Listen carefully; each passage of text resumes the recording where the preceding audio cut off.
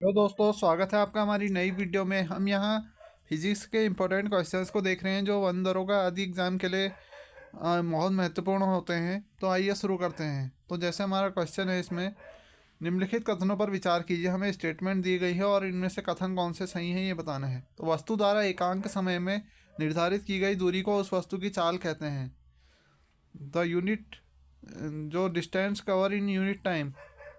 तो हम जानते हैं कि जो चाल का फार्मूला होता है, यानी जो हमारी स्पीड का फार्मूला होता है, वो होता है हमारा डिस्टेंस अपॉन टाइम। अगर हम टाइम को 1 यूनिट रख दे तो 1 यूनिट में जितनी डिस्टेंस चलता है उसी को हम चाल बोलते हैं या स्पीड बोलते हैं। तो पहला स्टेटमेंट हमारी पूरी तरह से सही है, जबकि जो दूसरी है ये हमारी गलत है। चाल जो है वो ओडोमीटर द्वारा नहीं नापी जाती है। तो ये जो इसका होगा केवल एक ही कथन सही है। तो देख सकते हैं चाल बराबर दूरी बट्टा समय है, क्योंकि दूरी के मापन हेतु तो ओडोमीटर का प्रयोग किया जाता है। ओडोमीटर क्या बताता है कि कितनी दूरी तय हो गई है, ये बताता है हमारा ओडोमीटर। जबकि यहाँ लिखा था चाल नापी जाती है, चाल नहीं नापी जाती है, इससे दूरी नापी जाती है। फिर अगला है हमारा, निम्नलिखित कथनों में से असत्य कथन चुनिए। हमें इसमें से असत्य कथन बताना है कि कौन सा असत्य कथन है। औसत चाल वस्तु द्वारा निर्धारित की गई दूरी तथा कुल समाअवधि का अनुपात होती है। जो हमारी एवरेज स्पीड या एवरेज स्पीड होती है वो कितनी होती है, जितनी हमने टोटल डिस्टेंस चली, total distance upon total time, total time. तो ये पहली स्टेटमेंट हमारी तो पूरी तरह से सही है। फिर हमारा एक निश्चित दिशा में चाल वेग कहलाती है। हमने गोली का ऑप्शन दिया था, जैसे बंदूक से गोली चलती है तो वो एक निश्चित दिशा में चलती है, तो जो उसकी चाल होगी उसे वेग बोलते हैं। तो दूसरी स्टेटमेंट भी सही है। जबकि जो दूसरा है कि मात्रा एक समान नहीं होती, बल्कि जो मात्रा होते हैं वो एक समान होते हैं। हम जानते हैं कि तो चाल और वेग, यानी वेग जो हमारा वेलोसिटी और स्पीड की मात्रा होता है वो मीटर पर सेकंड दोनों का सेम होता है। तो जो हमारा तीसरा कथन है वो गलत हो जाएगा। फिर अगला देखेंगे हम, निम्न में से कौन सा प्रक्षेप गति का उदाहरण है, यानी जो प्रोजेक्टाइल मोशन होता है उसका कौन सा उदाहरण है। तो जो इसका आंसर नंबर सी होगा, तोप द्वारा छोड़ा गया गोला परवलयकार होता है। इस तरीके से बन सकता है परवलयकार, ये और ये। तो ये परवलय पात होता है हमारा। और बाकी जो है ये सब ये वृत्तीय गति के उदाहरण है, प्रोजेक्टाइल मोशन है। और बाकी और जो अन्य है ये सब गति वक्र गति पथ के अनुदिश होती है, वक्रीय गति भी बोल सकते हैं। फिर जब एक वस्तु को ऊर्ध्वाधर दिशा में गिराया जाता है तब उसी समय दूसरी वस्तु को क्षैतिज दिशा में प्रक्षेपित किया जाता है, तब निम्न में से क्या प्रभाव पड़ेगा। तो दोनों वस्तुएं जो है पृथ्वी पर एक साथ पहुंचेंगी। वो एक वस्तु को ये ऊर्ध्वाधर दिशा में गिराया जाता है, तबकि उसी समय दूसरी वस्तु को क्षैतिज दिशा में प्रक्षेपित किया जाता है। एक को ऐसे फेंक रहे हैं, एक को ऐसे फेंक रहे हैं, तो जो सबसे पहले आएंगे दोनों बराबर समय में आएंगे। और इसी तरह में एक ऑप्शन और आता है, एक एक जो अगर निर्वात में हम अगर एक दो वस्तुओं को एक साथ फेंके अन्य अन्य अन्य मास के, तो वो भी सेम टाइम पे पहुँचते हैं। वो देख सकते हैं, जब एक वस्तु को ऊर्ध्वाधर वर्टिकल जो हमारा वर्टिकल दिशा में गिराया जाता है तथा उसी उसी समय दूसरी वस्तु को हॉरिजॉन्टल दिशा में प्रक्षेपित किया जाता है, तब दोनों वस्तुएं पृथ्वी पर एक साथ पहुंचेंगी, क्योंकि दोनों वस्तुओं पर कार्यरत गुरुत्वीय त्वरण जो जी होता है वो सेम होता है। फिर अगला देखेंगे, निम्नलिखित में से एक समान त्वरित गति का उदाहरण है। कौन सा है एक समान त्वरित गति का उदाहरण। तो वो हो जाएगा 1 और 2। नियत चाल से वृत्तीय पथ पर दौड़ता हुआ एक एथलीट ऐसे वृत्तीय पथ पर दौड़ा है, तो ये भी है त्वरित गति है, एक समान त्वरण है इस पर। पृथ्वी के चारों ओर घूमता चंद्रमा इसमें भी है, लेकिन जो आयताकार पथ में इसमें हमारा एक समान त्वरित गति नहीं होगा। जैसे यह है, जैसे यहाँ पे कॉर्नर पे आएगा इसे अपनी डायरेक्शन चेंज करनी पड़ेगी और इसका एक्सलेशन भी चेंज होगा, तो ये एक समान नहीं होगा। देख सकते हैं। फिर अगला है, जब एक वस्तु वृत्तीय पथ पर नियत चाल से गति करती है तो होता क्या है। जब वृत्तीय गति करता है कोई, तो उसमें क्या क्या सेम रहता है ये बताना है। तो 1 और 2 सही होगा, यानी त्वरण का परिमाण जो होता है कांस्टेंट रहता है। जो हमारा त्वरण होता है, रिजल्टेंट जो हमारा त्वरण होता है वो कांस्टेंट होता है, ये कांस्टेंट होता है। और त्वरण की दिशा सदैव वृत्त के केंद्र की ओर होती है।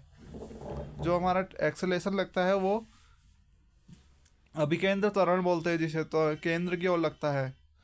वो एक समयान का असर रहता है, गलत होगा। त्वरण की दिशा वृत्त के केंद्र की विपरीत दिशा में होती है, ये भी गलत है। तो 1 और 2 सही है। 1 और 2 सही है, क्योंकि जब कोई कण एक समान वृत्तीय गति करता है तो कण के वेग का परिमाण नियत या अचर रहता है। लेकिन उसकी दिशा बदलती रहती है। इस स्थिति में कण पर उसके वेग की दिशा में एक लंबवत त्वरण कार्य करता है, जिसकी दिशा सदैव केंद्र की ओर रहती है। इसे अभिकेंद्र त्वरण कहते हैं। A equals to V square upon R होता है फॉर्मूला, अभिकेंद्र त्वरण का फॉर्मूला। वेग का परिमाण नियत अचर रहता है, लेकिन दिशा बदलती रहती है। डायरेक्शन बदलने के कारण उसके बाद उस पर एक एक्सेलेरेशन कार्य करता है केंद्र की ओर, जिसे ही अभिकेंद्र त्वरण कहते हैं। सदिश वेलोसिटी वेक्टर कहलाता है। त्वरण की दिशा वृत्त के केंद्र की ओर होती है। फिर हमारा न्यूमेरिकल से है 5 किलोग्राम द्रव्यमान के ए पिंड पर 1.5 न्यूटन का बल लगता है, 2 सेकंड तक लगाया जाता है। पिंड द्वारा चली गई दूरी क्या होगी? हमें दूरी बतानी है, यानी एस निकालना है हमें। मास दिया है 5 किलोग्राम, एफ दिया है 1.5 न्यूटन, टी बराबर 2 सेकंड दिया है। तो यहाँ से हम निकाल देंगे S equals to U T plus half A T square होता है। सबसे पहले हमको ए निकालना पड़ेगा। A equals to F upon M होता है। एफ जो हमारा 1.5 न्यूटन दिया है और ये 5 दिया है, तो ये आ जाएगा 0.3। ए एक्सलेशन हमारा 0.3 मीटर पर सेकेंड स्क्वायर आ गया। फिर हम S equals to U T plus half A T square में रख देंगे। यहाँ पे जो यू है वो 0 है, प्रारंभिक वेग 0 है, तो इसको 0 रख देंगे, कट जाएगा 1/2। ये 0.3 एक्सलेशन इंटू टाइम का स्क्वायर यानी 2 का स्क्वायर, तो ये आ जाएगा 0 प्लस 0.3 इंटू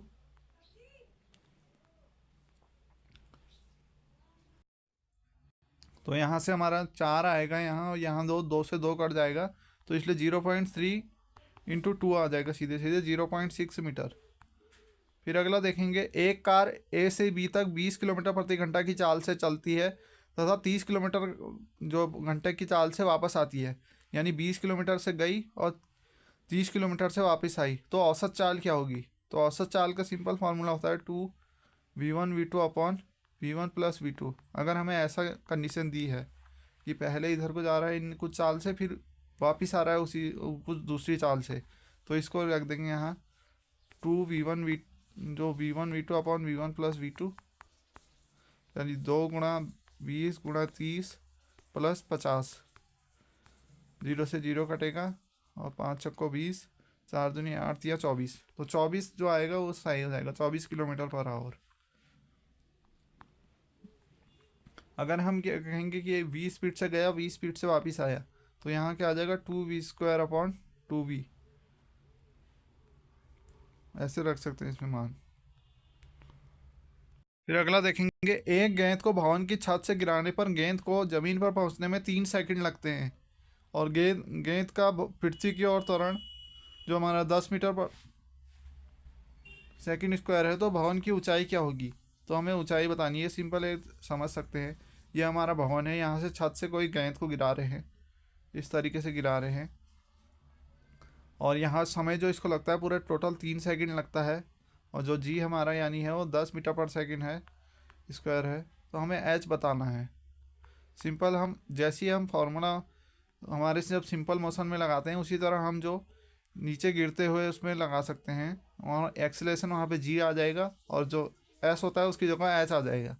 तो सिंपल रख देंगे फार्मूले में, H equals to U T plus half A U 0 होगा, टी प्लस हाफ जी 10 है, टी 3 का स्क्वायर, 2 पंचे 10 यानी 5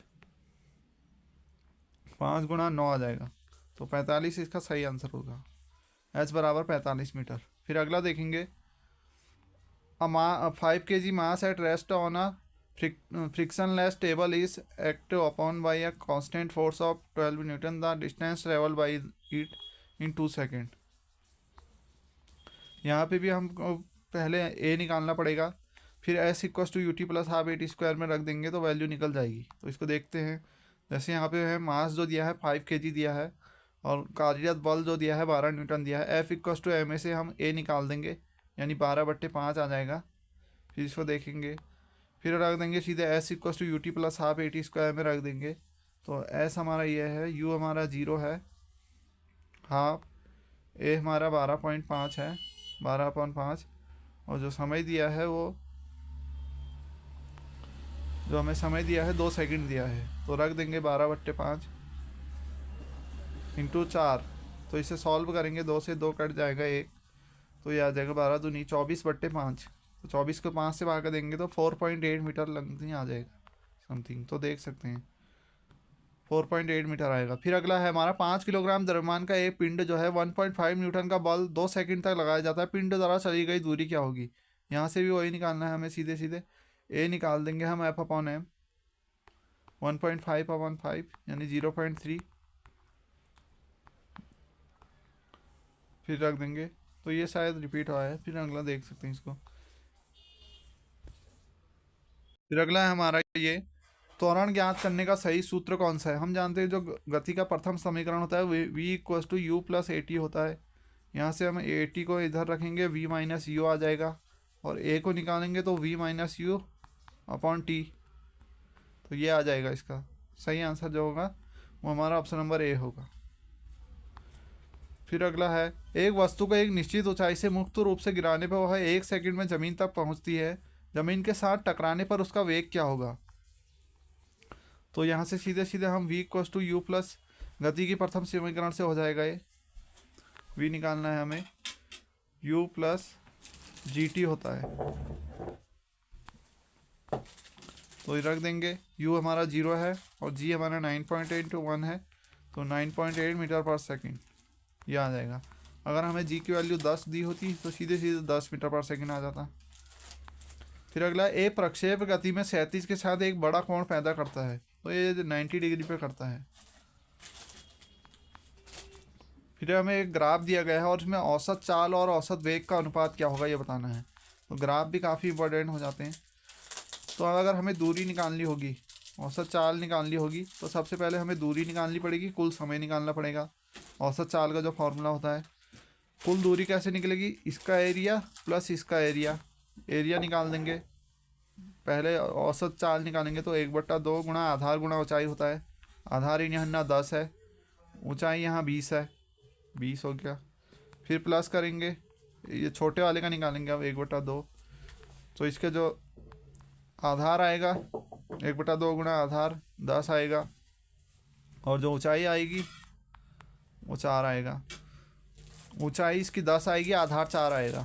आधार कैसे निकालेंगे, 14 माइनस 10 तो 4 आ गया।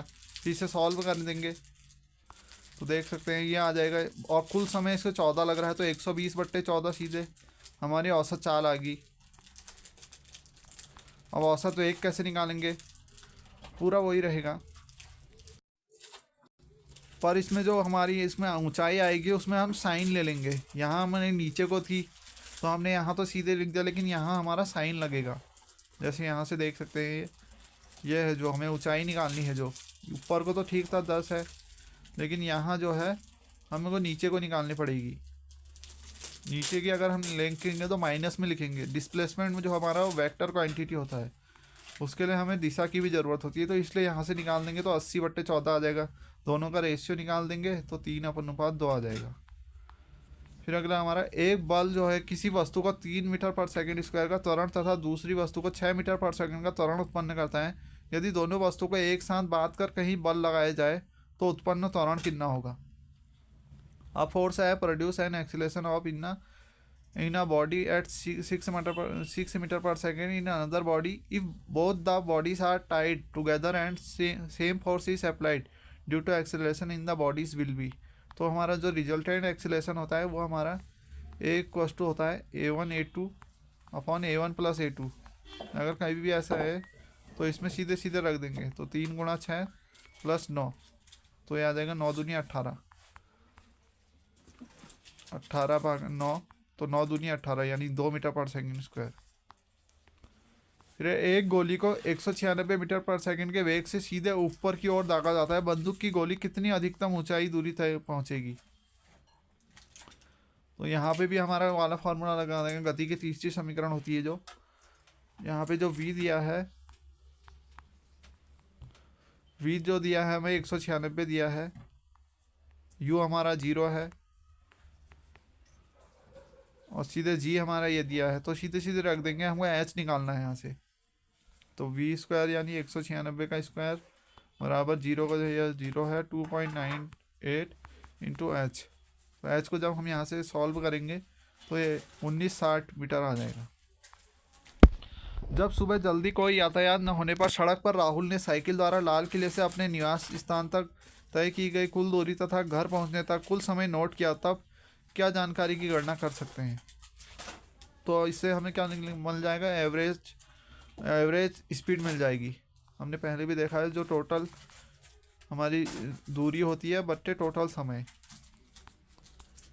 तो thanks for watching, please subscribe my channel. मिलते हैं अगली वीडियो में, तब तक के लिए गुड बाय।